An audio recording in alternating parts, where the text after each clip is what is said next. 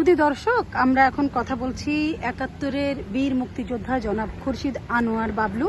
উনি একাধারে লেখক, কলামিস্ট, নাট্যকার এবং অভিনেতাও। আমরা যশোরে একসময় ওনার অনেক নাটকও দেখেছি এবং ওনার অনেক লেখা আমরা পড়ে থাকি, যেখানে সবসময় দেশ নিয়েই লেখা হয়। তো খুরশিদ আনোয়ার বাবলু আমাদের যশোরের সবচেয়ে কনিষ্ঠ মুক্তিযোদ্ধা। বাবলু ভাই, আসসালামু আলাইকুম। ওয়ালাইকুম সালাম। বাবলু ভাই, কেমন আছেন? ভালো।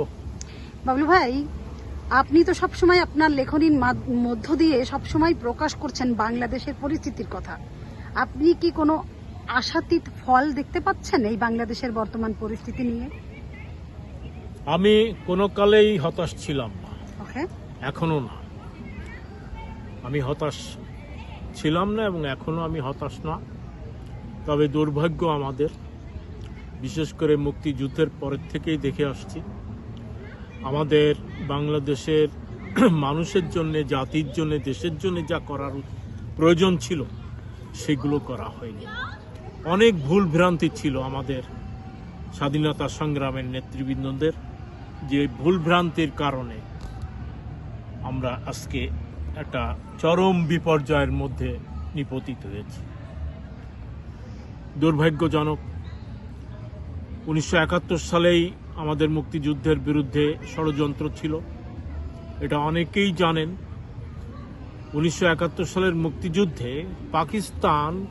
পাকিস্তানের সামরিক জনতারা পরিকল্পিতভাবে মুক্তিযোদ্ধার নামে তাদের এজেন্ট আমাদের মুক্তিযুদ্ধের মধ্যে ঢুকাই দিয়েছিল। তার প্রমাণ আছে, জননেত্রী শেখ হাসিনার কাছেই আছে।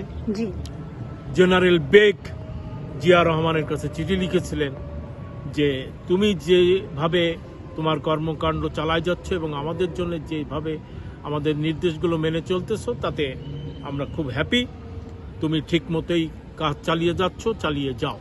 এটা জিয়া রহমানের কাছে চিঠি লিখেছিল, সেই চিঠি কিন্তু আছে। তার মানে জিয়া রহমান পাকিস্তানের এজেন্ট? এক্স্যাক্টলি। শুধু জিয়া রহমান, 100%।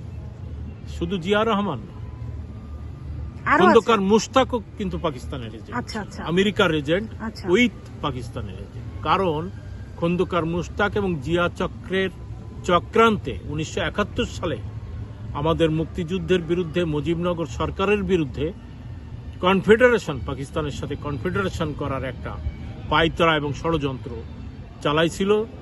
সেই সময় খন্দকার মুশতাক, তার সাথে জিয়া রহমান ছিল, আরো অনেকেই ছিল, মাহবুব আলম চাষি, ওবায়দুর রহমান, শাহ মুয়াজ্জেম, এদের এই গ্রুপটা ছিল। আর আর্মিদের মধ্যে ছিল এই মেজর ডালিম, মেজর নূর, এরাও মুক্তিযুদ্ধে গিয়েছিল, কিন্তু প্রকৃতপক্ষে এরা ছিল পাকিস্তানের এজেন্ট। খন্দকার মুশতাক তখন মুজিবনগর সরকারের ফরেন মিনিস্টার ছিলেন। তিনি গোপনে পাকিস্তানের জুলফিকার আলী ভুট্টো এবং আমেরিকার ফরেন মিনিস্টার, তখন পাকিস্তানের ফরেন মিনিস্টার জুলফিকার আলী ভুট্টো এবং আমেরিকার ফরেন মিনিস্টার কিসিঞ্জারের সাথে গোপনে আলাপ আলোচনা চালাতো এবং মুক্তিযুদ্ধকে বানচাল করে দিয়ে পাকিস্তানের সাথে কনফেডারেশন করার জন্য ষড়যন্ত্রে লিপ্ত ছিল। সেই ষড়যন্ত্রের পরিণতি কিন্তু পরবর্তীকালে স্বাধীন হওয়ার পরে 1975 সালের 15ই আগস্ট বঙ্গবন্ধুকে সপরিবারে হত্যা করা হয় এবং জেলখানার মধ্যে আমাদের জাতীয় নেতা সৈয়দ নজরুল ইসলাম, তাজউদ্দিন আহমেদ, মনসুর আলী কামরুজ্জামানকে হত্যা করে তারা সেই পাকিস্তানের এজেন্ডা বাস্তবায়ন করে। এবং এর পিছনে এই কুখ্যাত রাজাকার আল বদর, জামাত ইসলাম শিবির, এরাও ছিল। সেই ধারাবাহিকতাই আজকে আমেরিকার ডিপ স্টেটের টাকার বিনিময়ে, কোটি কোটি ডলারের বিনিময়ে আজকে আমাদের বাংলাদেশ আওয়ামী লীগের সরকারকে বিতাড়িত করা হয়েছে, জননেত্রী শেখ হাসিনাকে বিতাড়িত করা হয়েছে। এগুলো দীর্ঘদিনের পরিকল্পনা। তবে আমাদের দুর্ভাগ্য, আমাদের নেতৃবৃন্দরা অনেকেই জানতেন এরকম ষড়যন্ত্র চলতেছে, কিন্তু নেতৃবৃন্দরা অনেকেই হাইকমান্ডের কেউ গুরুত্ব দেননি।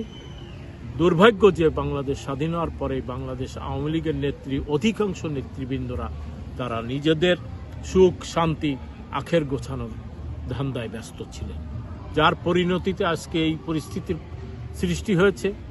জননেত্রী শেখ হাসিনা জানতেন এবং উনি বুঝতেন উনি চেষ্টা করেছেন, কিন্তু দুর্ভাগ্যজনক যে আমরা বা আমাদের নেত্রী এবং হাইকমান্ডের যে সমস্ত সত্যিকারের দেশপ্রেমিক নেতা নেত্রী ছিলেন, তারা এই ষড়যন্ত্র থেকে মানে ষড়যন্ত্রের পরিকল্পিত ষড়যন্ত্রের থেকে বেরিয়ে আসতে পারেননি। আচ্ছা বাবলু ভাই, আপনি জুলাই মানে ওরা বলে জুলাই যোদ্ধা এবং জুলাই নতুন দেশ পাইছি, আসলে জুলাই বলতে আপনি আসলে কি বোঝান? এসব ফালতু ধাপ্পাবাজি। আমাদের এগুলো হচ্ছে আমাদের বর্তমান প্রজন্মের, বিশেষ করে অ্যান্টি লিবারেশন ফোর্সের যাদের ছেলে মেয়েরা আছে, তাদেরকে পরিকল্পিতভাবে দীর্ঘদিন ধরে এই সমস্ত অপসংস্কৃতি এবং কথাবার্তা, ইতিহাস এগুলো শেখানো হয়েছে, তাদেরকে গেলানো হয়েছে, গিলিয়ে আজকে এই চক্রান্ত বাস্তবায়ন করা হচ্ছে। এখন এদেরকে ভুল বুঝায় জুলাই বিপ্লব, হ্যানত্যান, স্বাধীনতা এই সমস্ত কিসের সাথে কিসের তুলনা করে। 1971 সালে 30 লক্ষ বাঙালির 30 লক্ষাধিকের উপরে বাঙালির রক্তের বিনিময়ে বাংলাদেশ মুক্তিযুদ্ধের জীবন যুদ্ধের বিনিময়ে আমরা বাংলাদেশকে ছিনিয়ে নিয়ে আসলাম। কোথায় 1971 সালের মুক্তিযুদ্ধ, স্বাধীনতা সংগ্রাম, আর কোথায় 24-এর সংগ্রাম? আকাশ আর পাতাল। 24-এর সংগ্রামের আসলে উদ্দেশ্যটা কি ছিল? উদ্দেশ্য ছিল এটা তো একটা মেটিকুলাস ডিজাইনই, এই সুদখোর ডক্টর ইউনূসের মেটিকুলাস ডিজাইন এবং আমেরিকার ডিপ স্টেটের একটা ষড়যন্ত্র ছিল এই বাংলাদেশ আওয়ামী লীগের নেতা নেত্রীদেরকে উৎখাত করে, জননেত্রী শেখ হাসিনাকে উৎখাত করে তারা এই দেশটা দখল করবে এবং এই দেশ দখল করে তারা আমেরিকার সাম্রাজ্যবাদের ইচ্ছায় তারা এই দেশটা পরিচালনা করবে এবং তাদের সাথে এই পেট্রো ডলারের যে দালাল আছে জামাত ইসলাম, রাজাকার আলবদর শিবির, তাদের দ্বারা এই দেশটাকে আফগানিস্তানে পরিণত করবে, সোজা কথা। এবং তারা ওখানে সেন্ট মার্টিন দ্বীপে আমেরিকার ঘাঁটি বানাবে, তারপরে মায়ানমারের সাথে একটা করিডোর তৈরি করবে, করে আমাদের এই দেশটাকে সিরিয়া বা গাজায় রূপান্তরিত করবে। আচ্ছা বাবলু ভাই, বাংলাদেশের এখন যে বর্তমান পরিস্থিতি, শিক্ষা নাই, সংস্কৃতি নাই, স্কুল কলেজের অবস্থা খারাপ, আর এইটাকে আপনি কিভাবে দেখছেন? আসলে দুর্ভাগ্য আমাদের, এটা কিন্তু স্বাধীনতার পরের থেকেই আমাদের শিক্ষা ব্যবস্থা তিলে তিলে ধ্বংস হয়ে গেছে। কোনো সরকার, বিশেষ করে স্বাধীনতা সংগ্রামের যে সরকার বাংলাদেশ আওয়ামী লীগের, এটা লক্ষ্য করা উচিত ছিল এবং খুব ধীর স্থিরভাবে এগুলো পরিকল্পনা নিয়ে বাস্তবায়ন করার কথা ছিল, কিন্তু তারাও এগুলো পারেনি, তাদের এই চিন্তা ভাবনাও ছিল না। দুর্ভাগ্য যে আমি নিজে ব্যক্তিগতভাবে দেখে আসছি যে স্বাধীনতার পরের থেকেই আওয়ামী লীগ যখনই ক্ষমতায় গেছে তখন আর তারা ওই তৃণমূলের নেতাকর্মীদের খোঁজখবর না নিয়ে তারা আমাদের এই যারা যে সমস্ত নেতৃবৃন্দ, হাইকমান্ড এবং এমপি মন্ত্রী যারা ছিল বা হয়েছিল, তারা এই স্বাধীনতা বিরোধী চক্রান্তদের কাছে তারা তাদের লাইসেন্স, পারমিট, টেন্ডার এগুলো বিক্রি করেছে এবং সুযোগ সুবিধা